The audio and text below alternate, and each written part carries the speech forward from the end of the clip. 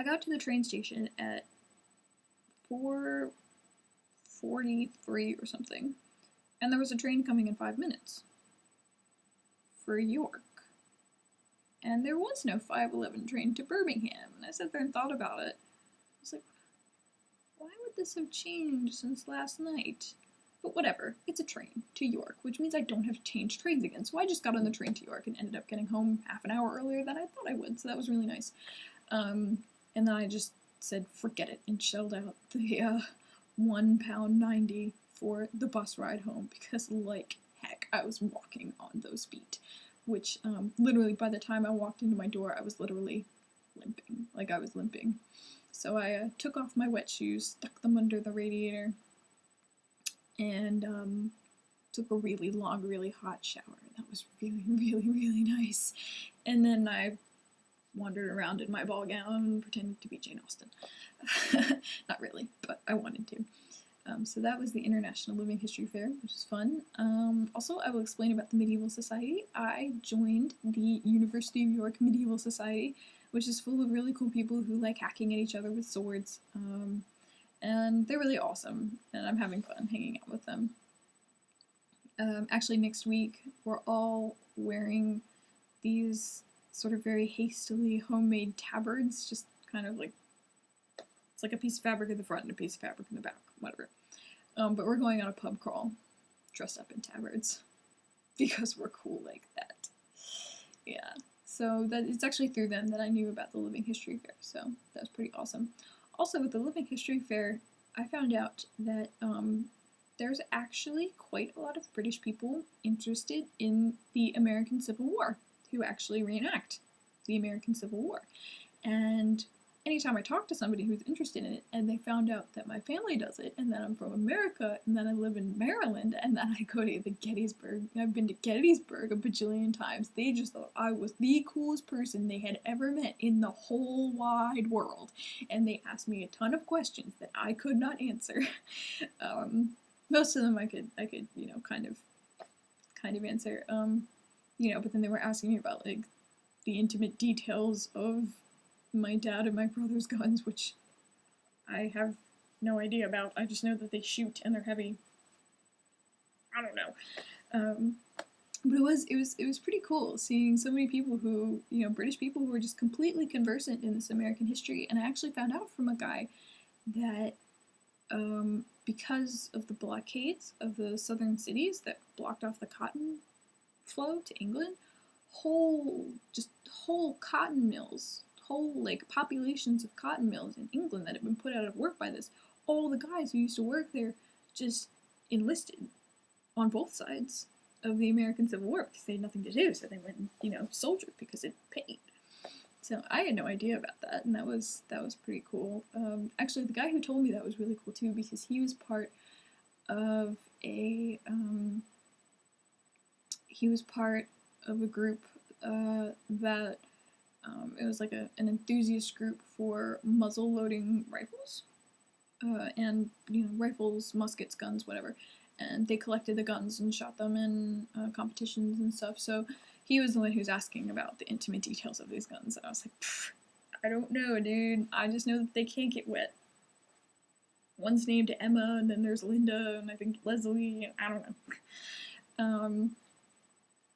But yeah, he was pretty cool because he had spent something like 45, 47 years in the British Army, and he had first seen action in the 50s in Kenya, where he had been shot in like the knee, leg, and the side, and his shoulder, and he still had some of the bullet, I think the whole bullet in his shoulder, because they couldn't really pull it out. And I asked him, like, does it bother you? He goes, it festers a bit, but we can handle it.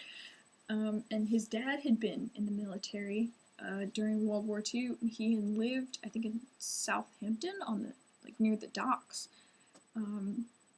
which of course got bombed all the time. And he said he used to be able to sit in his bed with the windows open at night and just watch thousands of German planes come over the city. And there was actually an anti-aircraft gun outside of his house. And he said he used to watch them catch planes in the spotlights and shoot them down. He got bombed out of his house 6 times, and one time his mother, who was deaf, was making tea, and she carried the tea out of the kitchen and into another room, put the tea tray down, and the tea tray shook, and the house shook, and she turned around and opened the door into the kitchen, and right where she had been standing, a 100-pound German bomb had dropped through the roof down into the cellar and gone through the ground in the root cellar, and luckily hadn't gone off. But yeah, he was telling some pretty crazy stories, and it was really, really cool talking to him. I talked to him for about 30-40 minutes. So it's actually really humbling to talk to him. Like, you realize we are really lucky in America to have escaped, the real atrocities of war in our country. It's just, it was mind-blowing. It really, really was. So yeah, that was Living History Fair. Other than that, it's been pretty quiet. Really, really rainy. This weekend I'm going to try and go out and see the Moors in New York. I think you can just take a bus out to one of the national parks. It just has like the rolling moors, and then I'll run around pretending I'm in the secret garden, and then I'm gonna go find Misselthwaite Manor. Actually, today was it's 12:46. Wow, it's actually really late. Yesterday was Guy Fawkes Day. Remember the 5th of November and all that. Guy Fawkes was actually born in York. The house where he was born is now like the Guy Fawkes Inn. Oh, geez.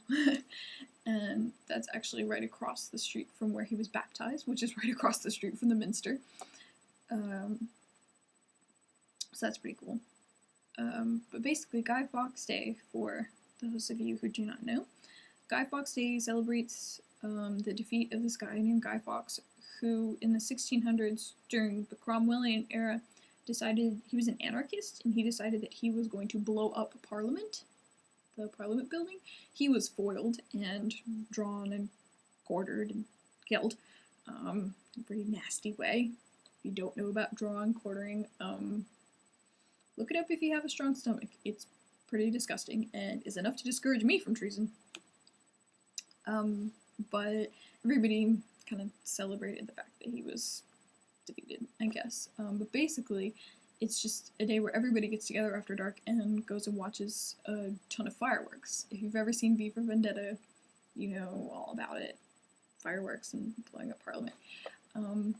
But there's a ton of fireworks going off here in New York. It's a big thing here in New York. And I went on the bus with a bunch of international students, my international friends, and a bunch of other international students to the town of Acomb, which is a suburb on the other side of the city, and we went to see their fireworks, which was a pretty cool show. I got some pictures, I'll put them up.